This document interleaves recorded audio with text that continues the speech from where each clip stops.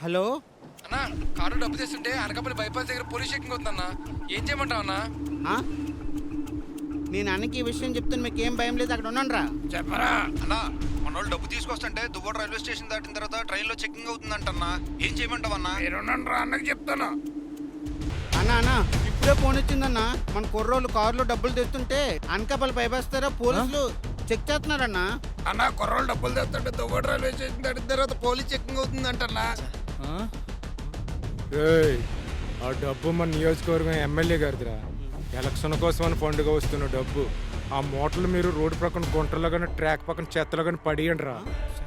అదేటన్నా? ఆ డబ్బులు పడేసిన తర్వాత మన వాళ్ళు ఉన్న చోట నుండి current poles next bus stop వరకు నోట్ చేసుకుని వెళ్ళమనండి.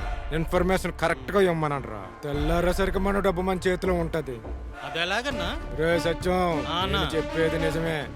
వెంటనే ముగ్గురు అనాథ పిల్లల్ని చూడు. అలాగేనా? ఒకరితో ఒకరు సంబంధం ఉండకూడదు. సరే అన్న, నేను చూసుకుంటాను. రేయ్ ఇట్రా.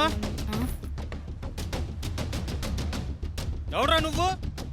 నిన్నెప్పుడు ఎక్కడ చూడలేదు. అన్నా నేను అనాథనన్నా. నేను మా చెల్లి బ్రతుకుతారు కోసం ఊరొచ్చామన్నా. ఎంత వచ్చిందిరా లెక్క? 28 రూపాయలు అన్నా. 28 రూపాయలు ఏం చాలుతుంది కానీ నేను ఒక పని చెప్తాను, చేస్తావా?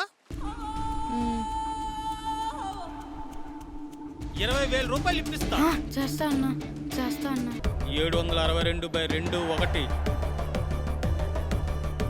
ఎడమ పక్కన ఫోల్ పక్కన ఒక మూట ఉంటుంది. అది ఎవరికి దొరకకుండా, ముఖ్యంగా పోలీసులకు దొరకకుండా తీసుకురావాలి. సముద్రం దగ్గర నేను పిలిచే వరకు మీరు ఎవ్వరూ నా దగ్గరికి రాకూడదు.